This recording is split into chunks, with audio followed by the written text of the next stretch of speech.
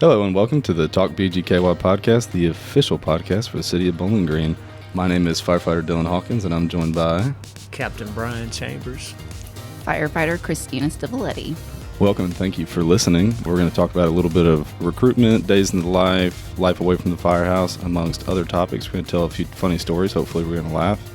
Hopefully we're going to be informative, and we're going to talk about what it takes to join the fire department, what that process looks like, and so much more. You want to bring us in? Yeah. So first off, why are we here right now? What's going on? Some big news that we want to share. Yeah, so we just started recruiting, which is awesome. We are in the process of accepting applications. We just started on Friday, last Friday, and that goes until the end of May. So you have a big window to apply. I believe it's about 14 weeks that you have to apply. So we are looking for the next recruit school of firefighters for the city of Bowling Green right now. So that's why we're here. Yeah, and you can check that out at our social media pages, the Bowling Green Fire Facebook. Mm-hmm. We also have Instagram, TikTok, and then to go to the official page, you can go to joinbgky.org/fire to find us directly. Yep, and that will show you all the requirements needed, what you're going to want to provide us in your application, what to prepare for physically. Now. Right. If you haven't already, get started. Now. Get started. Get on the stairs. Get to running. Lift a few weights. Get that weighted vest. It's going to take all that. For sure. What's the first topic that you want to cover? I see you got a list over there. Yeah. Well, let's start off with what's it like to be a firefighter? Right off the bat. Yeah. You know, this is like, you remember like when people would ask you, like, why do you want to be a fireman? And you're like, well, I don't want to give the generic answer.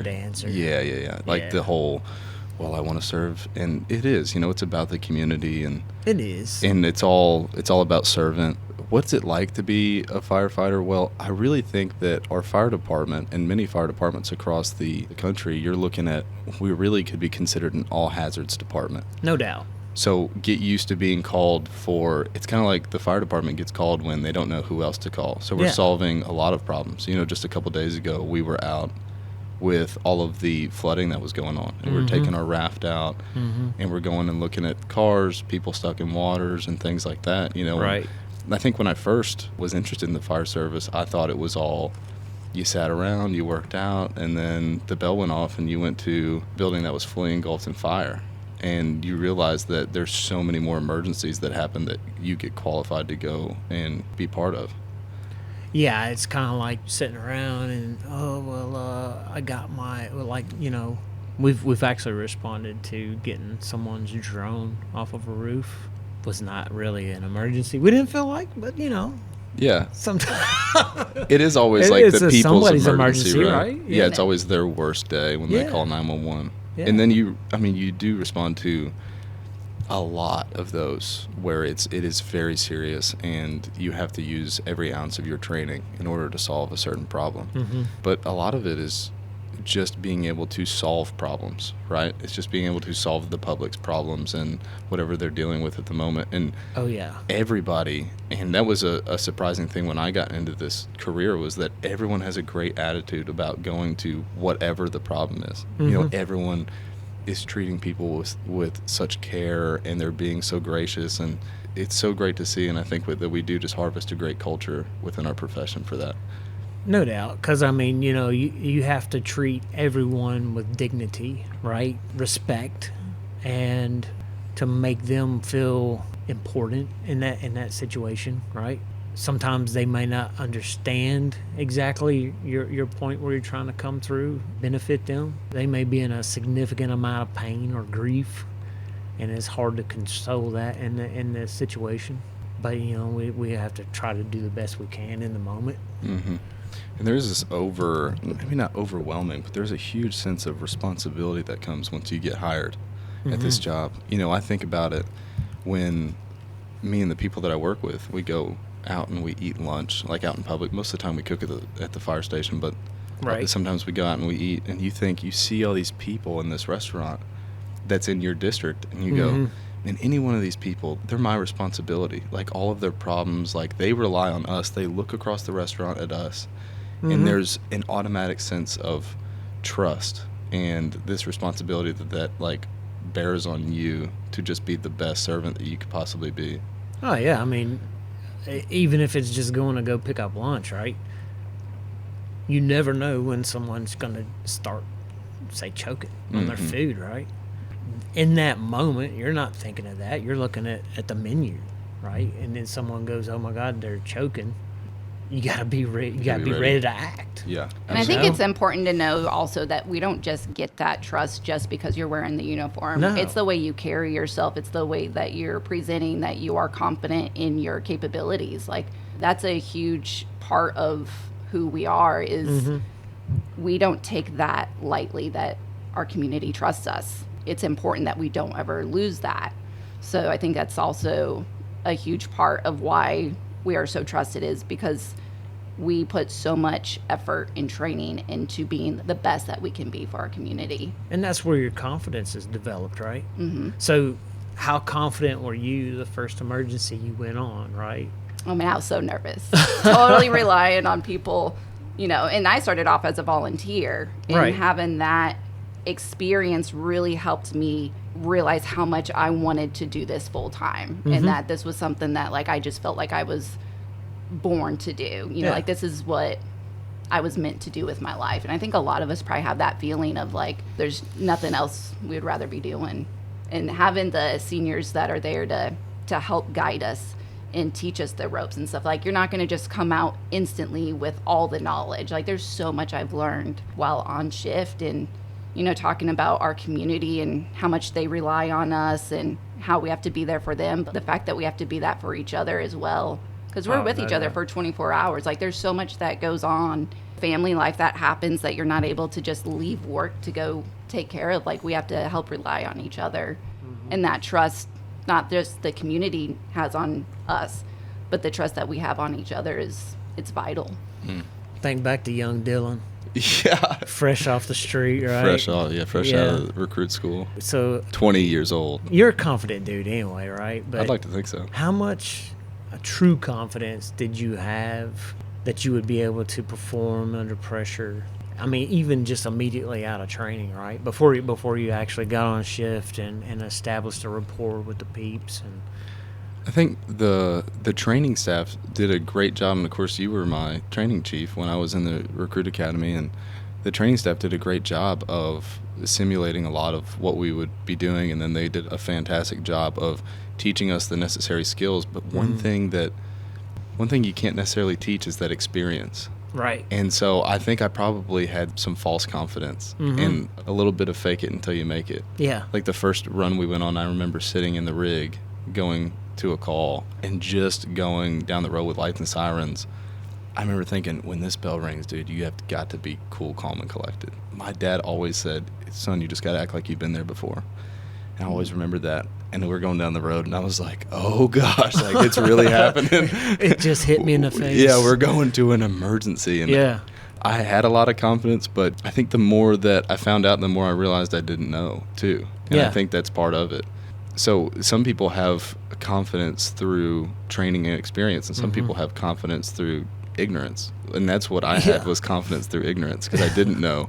And I was like, I could handle anything. And then the first, let's say, 10 emergencies you go on, you quickly realize, oh, I have a lot to learn.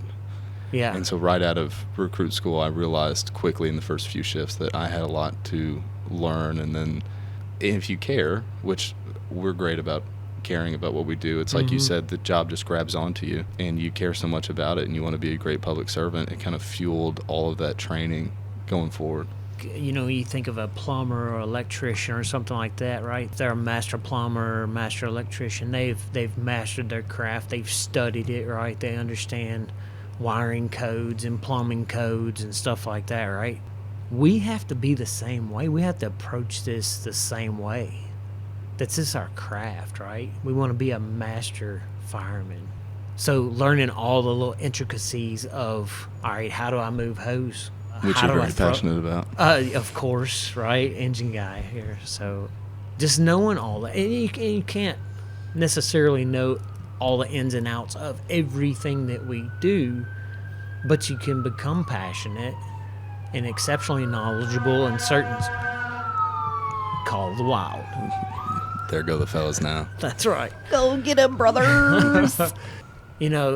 Developing your niche, get in that lane. Not that you neglect the rest of it, but you're still adept in those disciplines, but still get really good at what you feel passionate about, and go for it, right? Nerd out. When I was in school, I don't know about you guys, but when I was in school, the nerd was a bad stigma thing, but now it's... Our best employees are nerds. Heck yeah. You know what I mean? I mean, if Heck you look yeah. at our crew's group chat, all it is us just sending each other research or Instagram reels, different things involving this job. Yo. Hey, this is a good idea for training. Let's go try this out next shift. Yeah, it's just, developing that knowledge base and then expanding upon it. Yeah, I had no idea when I entered the job. When I was thinking about being a firefighter, I had no idea the difference between an engine and a truck and a rescue and all of those different apparatus that we get assigned to. And I just didn't know. It was like everyone rides a fire truck and you kind of just go and you figure it out. Yeah. And that's so far from what it actually is. There's so many, we have PDAs or predetermined assignments before we get on scene, and you have a plan, and everyone has an assignment, from the ventilation to the search and rescue to the nozzle, getting to the fire and all these different things. And I didn't know any of that going into it. And so it's like you said, it is a craft, and everyone becomes passionate about what their specific field is within our job. We have a great EMS committee who has worked tirelessly to get us the great equipment and the training to be great medical providers. I mean, that's 70% of what we do, right? So, we got to be good about that. If we're not good at anything else, at least we know how to treat a patient. Absolutely. Right? Yeah. So, working on your bedside manners, working on your vitals, and working on kind of leaning into what the patient's giving you as far as trying to figure out what they need. Working with, we have a great organization here at Med Center EMS that we run with constantly, and just working with them more to understand what they need from us, and being good medical providers is a humongous part of our job. well, and them assisting us with refresher trainings and stuff like that, right? We get to know them a little bit more on a personal basis, which also helps in the street, because that's who we're responding with. Yeah, absolutely. So, Yeah, there's a lot of times that we're having to communicate without having to speak to each other and having that trust with each other. That's a that's great point. yeah. That's like one of my favorite things when, me and Barnhart talk about going on med calls where it's just like, I know what he's got to do and he knows what I'm going to do. And just being able to work together without having to like communicate. Yeah. Just that look to each other is just like that makes you feel like, all right, like we're on to something, like our training's coming in. It speaks so much to the, how we feel about one another, not only as professionals and coworkers, but as friends. Right. Harboring Oh, yeah. and developing that relationship as friends in and out of the firehouse makes our work so much more efficient. I work with a really great captain named Dustin Jones, who has been riding downtown for his entire career as a captain on Rescue 1. And we've been working together for over a year now, and we're great friends outside of work. I respect him a lot as my supervisor, and we work really well together to the point where we can get on scene and he can start doing his thing, and I know what he wants to happen based on the situation before it ever develops, and I can start to do things that he's going to want.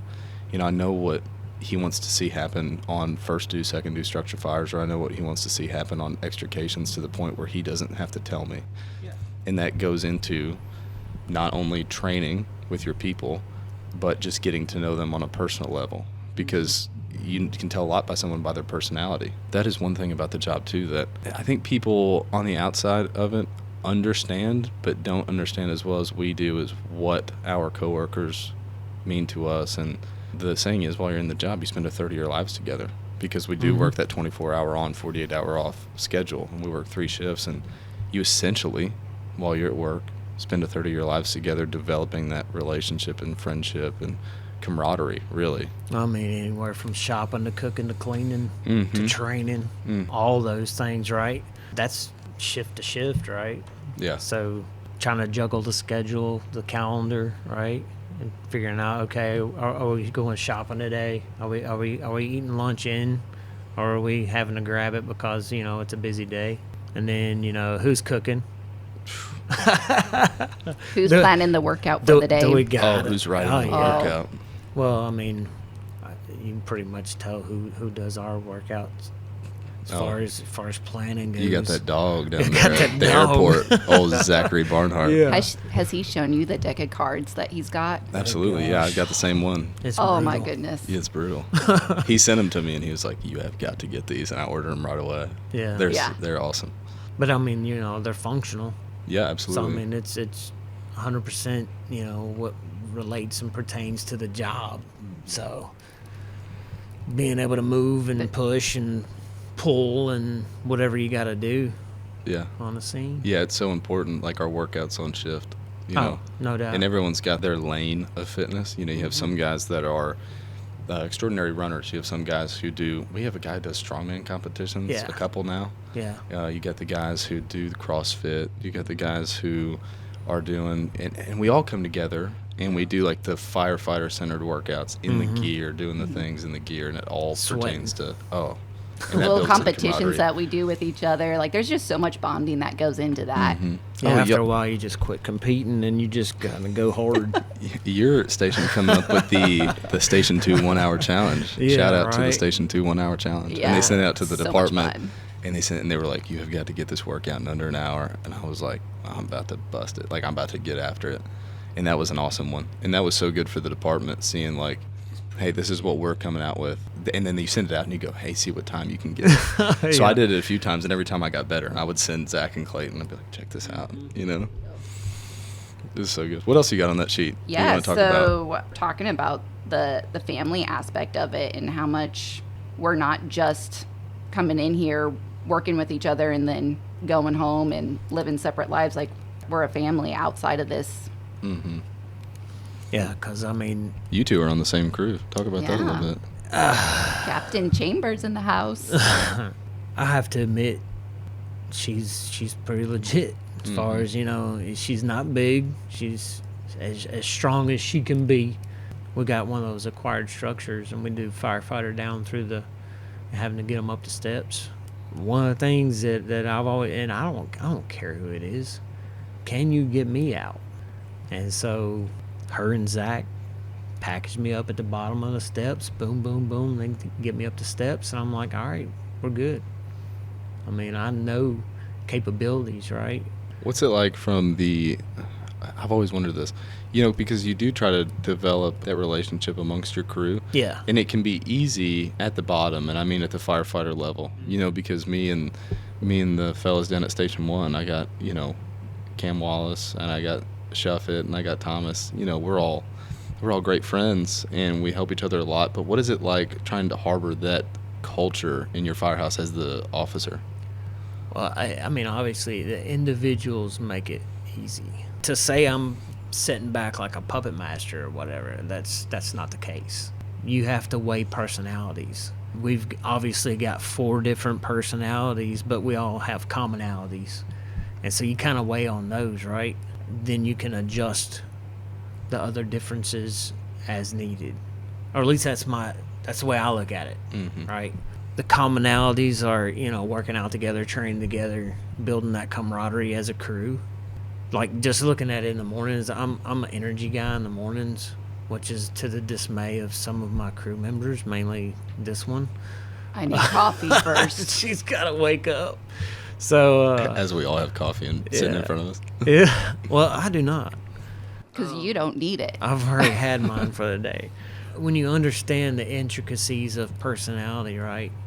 If you're open to that and you see that, you can kind of temper yourself to blend, right? And so I had to learn the hard way that sometimes I have to kind of chill a little bit in the morning, even though I wake up at 5:30 or whatever. And usually Clayton and I are the first 2 up, either he or I, one of the 2, which is, over the years kind of made some people upset because, firefighter wanted to get up and do their morning chores and clean out the dishwasher or whatever. And Which it's already been done. it's important as a firefighter to do that. Yeah. Like those are certain tasks that is important for the new guy to be coming in Right. and getting done and showing the respect of I'm here to work and take this serious. You know, the city invests so much money into our department, and we have these great fire stations. Oh, yeah. But they really are firehouses, you know? And Oh, they're yeah. labeled as fire stations, but they're firehouses because we live there for a third of our lives. And taking care of not only, it's not just a building that our fire apparatus run out of, it's where we live. And taking care of that like it's your home becomes so important. And We don't have a cleaning lady. No, Yeah, we the do. maid We're the doesn't one- live there. No, we do. We are the maids. Yeah, That's- when that's you're right. a firefighter, you are the cook, you're the shopper, Yeah. you're the Cleaning the cleaning toilets. person. Yeah. You're doing Mopping everything. Mom- Mama's not floors. washing the dishes and cooking for you. You're having to do that That's right. yourself. This is a true story. Some of the best all-time jam sessions we've had in the apparatus bay have come on floor day. Because Yes. when it's Oh, floor heck day, yeah. you spray down the floor, you get the soap out, you start scrubbing, and then old Cam Wallace goes over there to the speaker and he starts plugging in some tunes, and I Got tell his you, playlist. it gets lively. Yeah. It's a good time. Yeah. And we grow through that. And it's so funny because you're like, how do you grow as a crew when you're scrubbing the floors? And you do. Like, you always find opportunities just to bond with one another. And occasionally somebody might get hit with a hose stream or something, while you're wetting the floor. Just good, clean fun. Yes. Yeah. Good, clean Cleaning fun. fun. Cleaning fun. Another one of my favorites is when we all do the ice plunges. That's been like a new thing at our department is everyone's been getting in the ice bath and watching each crew member go in, and that first initial shock has been so fun and such a bonding moment. But there's a lot that comes out of that between the physical and then the mental fitness. That's another big thing that I think that we have really been harping on in this department that has been making us even better firefighters. Absolutely. I want to briefly tell this short story about one of your guys at the Nashville Stair Climb. Okay, yeah. A couple years ago, we're at the Nashville Stair Climb, which is a great event that a lot of us do every year. And we're there and we're representing really well. I think we've got 30 or 40 people, from our department. We've got a bunch, 3 teams, full teams. Zach Barnhart is climbing in front of me. Yeah. And we're probably 75% finished with the thing. And it's very strenuous. We're in full gear. And someone just needs to come along and brighten the mood. Someone needs to some be comic relief. You need the morale guy there. Yeah. And fortunately for all of us on my team, we had a one Barnhart there with us. So he looks down at me, and a lot of the guys at the firehouse, they call me Hawk for my last name, Hawkins. He looks down, he goes, "Hey, Hawk." And I was like, "What's up, man?" And he goes, "I'm not feeling too hot. I had to go to the emergency room last night." And I'm like, this is an odd time to bring that up, Yeah. But I was like, "What's going on with you?" And he goes, "Dude, they couldn't figure it out. I had to get an emergency x-ray." And I was like, "No kidding. What'd they find?" And he goes, "You want to know?" And I said, "Yeah, I want to know. I'm on the edge of my seat here." Yeah. He said, "They found out I had that dog in me." And he starts barking like a madman.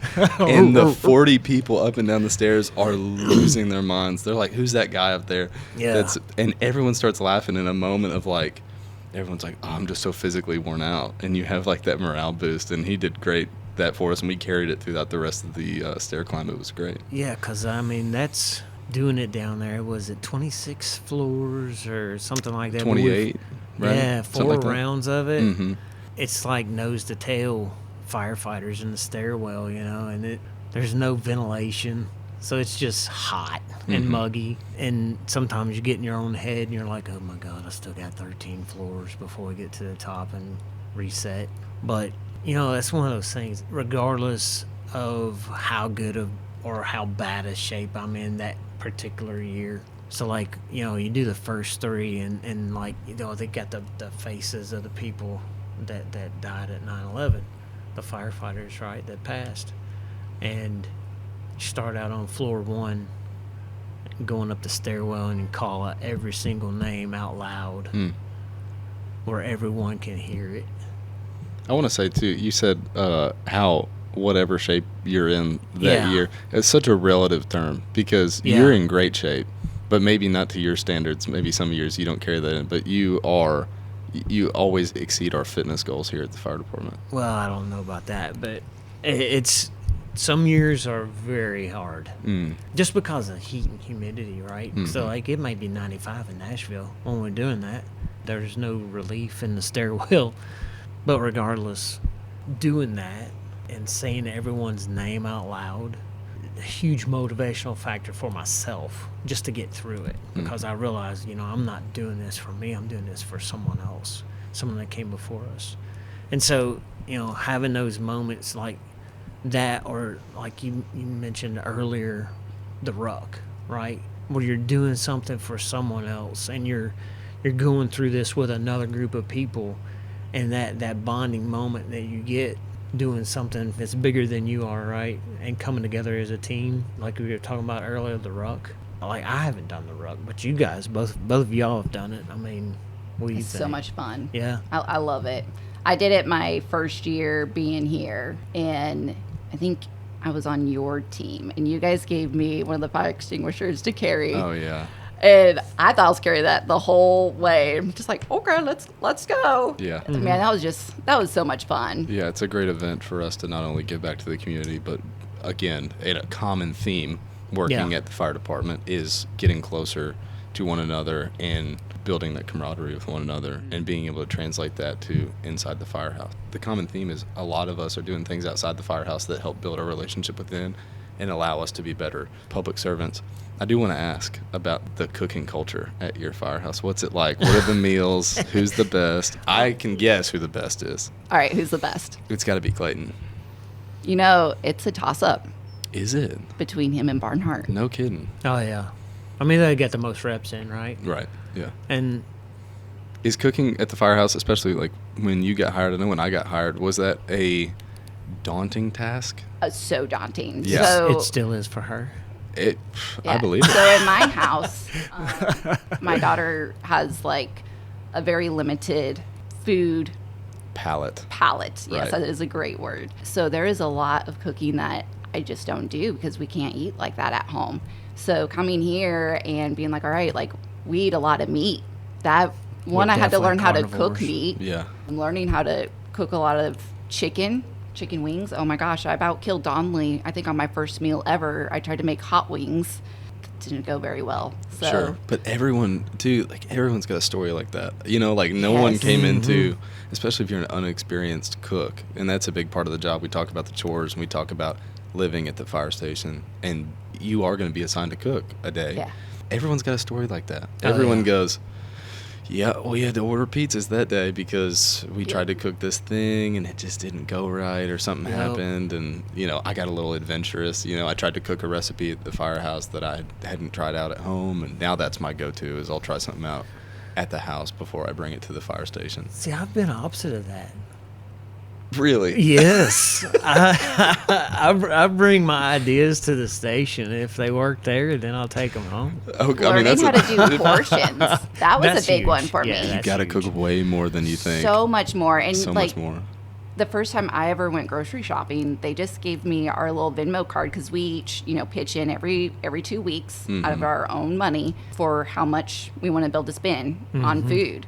So if you want to eat like kings, you got to pay like kings. For sure. Yeah, and it comes out of our own paycheck. Like that's something I think is a myth that a lot of people think when they see us at grocery stores or they see us out eating that the city's paying for that. They're not. Right. The first time I took that Venmo card to Walmart, I was like, oh my gosh, I don't know what to buy. I found out that there were certain brands people liked or didn't like. Yup. And that stuff was just, you had to learn through experience. So I normally but we let Clayton and Barnhart do most of the cooking. And sometimes they just volunteer depending on who all's there. Right. Yeah. Because they're like, I'm not going to let you cook today. Right. Yeah. Yeah, We want to eat good. we have some really great cooks downtown at my station right now. And the guys that make it look effortless. Now, I will say this. Some people cook fantastic meals, and at the end of the night, it's like they've found a way to use every dish that we have at the firehouse. Yes. Every single one. Like, you make meatloaf, and I'm like, why are there 6 cutting boards out? Yeah. Why are we cleaning 6 cutting boards? He's like, well, I chopped the celery on that one. I chopped this on that one. You're like, oh, my God. And 40 bowls. Yeah. all of the metal bowls. Yeah. Why are the cupboards bare right now? I'm telling you.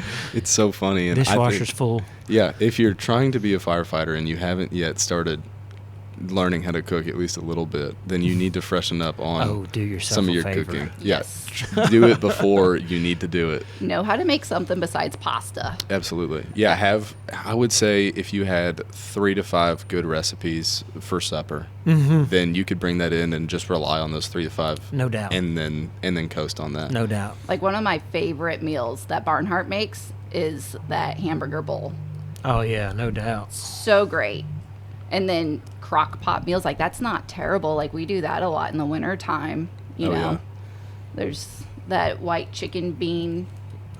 White bean chicken chili. Yes, that one. Yeah, there you That's a go. long name. We need to work on the name there. It is, but it's so good. Like that's a great weekend go-to. Yeah, you for know? sure.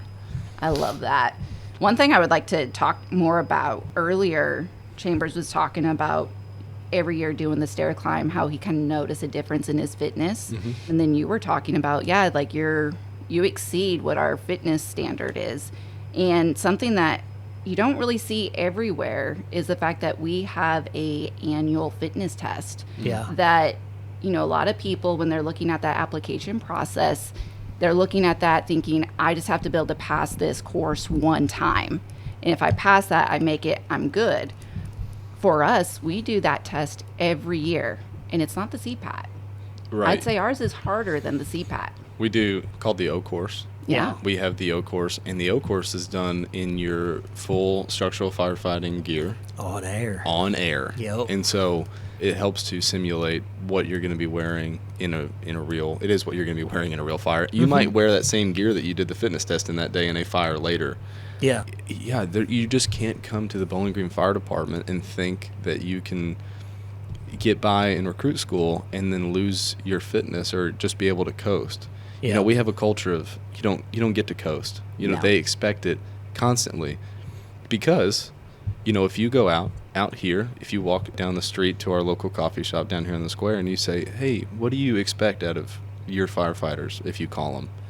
Well, you don't expect someone that just comes to work to coast after they get out of the academy. You expect someone who is up on their fitness and their training constantly, all the time. And so our fire department has put into place the annual O course, and that's been great. And we've noticed people even, I'll say, becomes a bit of a competition, Oh, yeah. Oh, right? absolutely. Because we're competitive. And you compare times on your own crew. Some of the fast guys compare times within the whole department. Yeah. You know what I mean? Yeah. It becomes, if you're in like the top 5 or the top 10 or whatever that is, there is. And it just breeds that culture of competitiveness, brings out some of the best in all of us. Yeah. And constant improvement. Absolutely. Right? Yeah, you're So always. you can like compete with yourself. And so, I've learned I'm not a great competitor with other people because I know there's people faster and stronger, right? But I know what I did last year, and I will know, am I better or worse than I was last year, and what degree? What Am do I need to significantly improve better on? or significantly worse? Right? I mean, you made a humongous improvement, right? Didn't Yeah. you win the most improved award on the O course? Yeah, I made a Yes, you 3-minute difference. That's outrageous. Yeah. That you, just for everyone to know, the 3 minutes, when you were on the higher end, it still passed our requirement for Right. fitness, which is A significant amount. by a significant amount. Yeah. And then you come back the next year and you say, you know what, like, yeah, people might give you the pat on the back, go, hey, you did it, you get to work here another year, but you go, it's not good enough for me. No. And I love that you just came back the next year and improved so much. That's really Yeah, cool. you saw when I went through recruit class, 'cause you've been here longer than me. I really struggled on that O course. I didn't expect that. That was something that I hadn't ever experienced before to that extent. And so that was a huge reality check for me.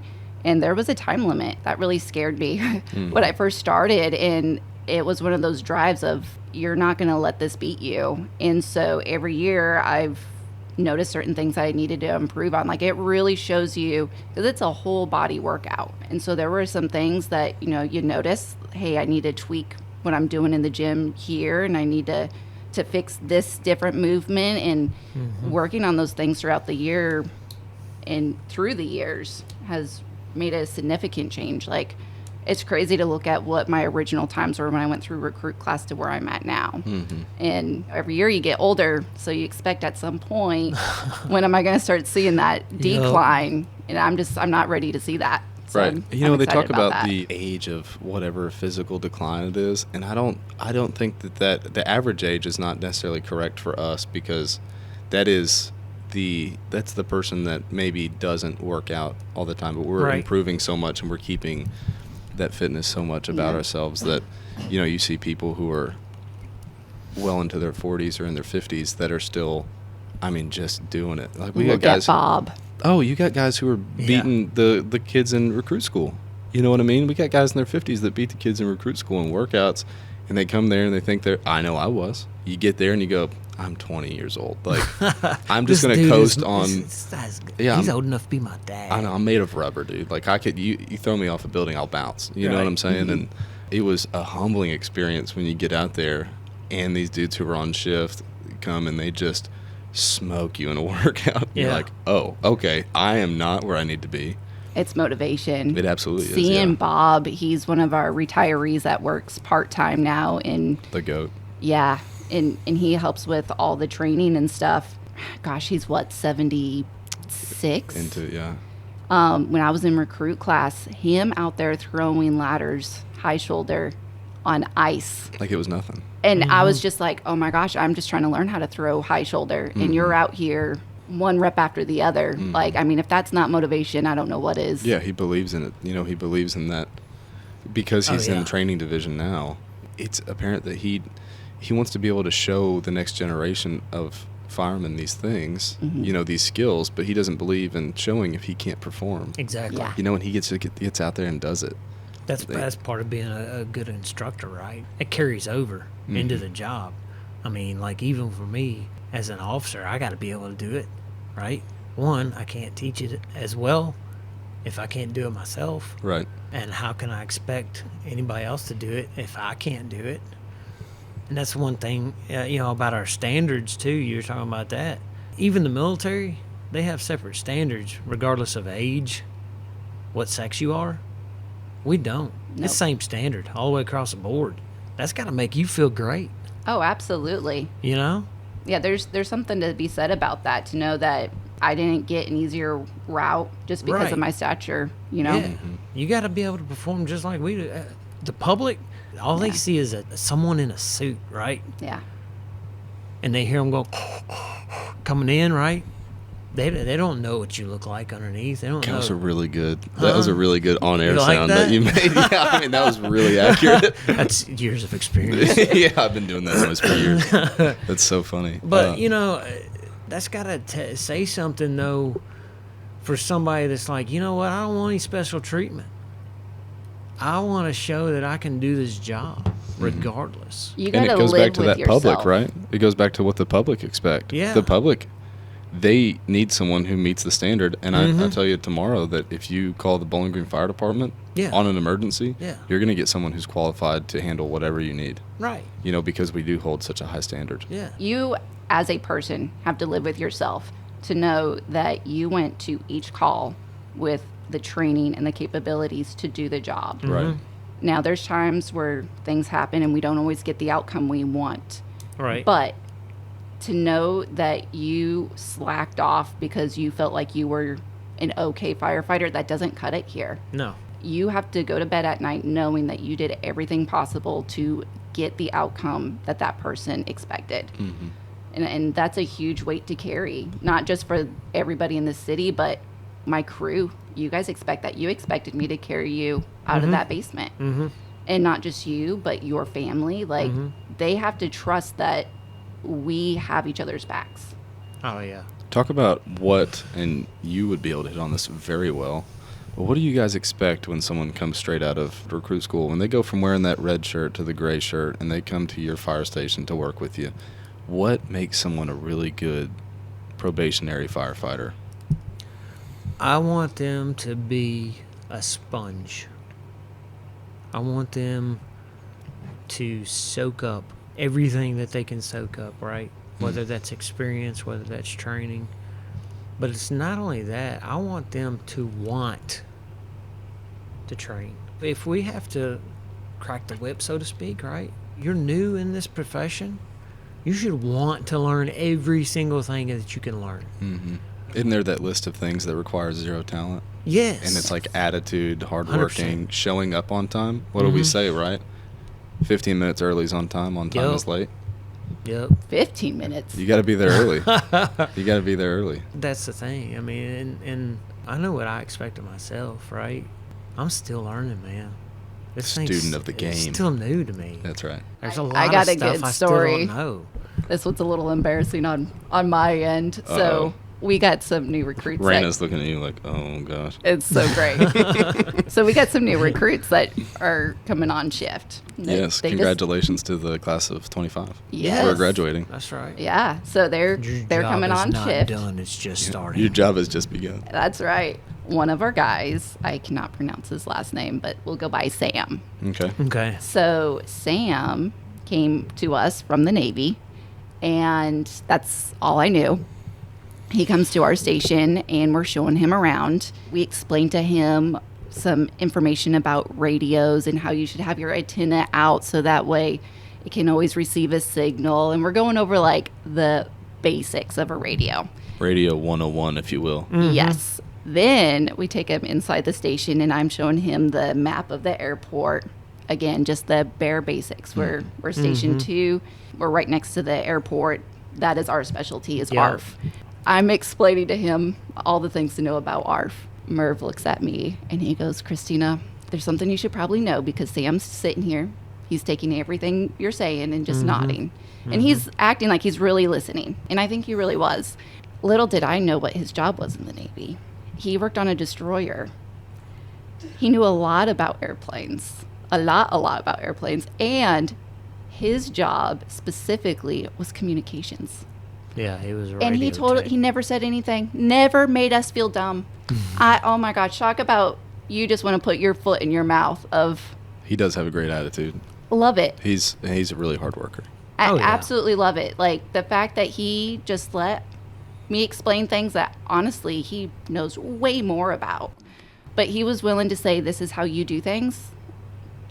Let me listen. And there are going to be some differences in the way that things are conducted in whatever job they did before, right? Whether they were communications in the Navy or whether they come from maybe a different fire department or whatever. You think, oh, I've got it all Straight out down. of college. Yeah. But, the way that we operate and the way that's effective for us might be slightly different. So it's good that, he was like, oh, just soaking it all in. That's really important. But talking about even different fire departments, I came from a different department from a different state. Right. And when I went through recruit class, I don't know if you remember this, but especially when we were going through SCBA week, just my mind was blown by just the details of things that were different, that you guys were teaching me on different ways to move people.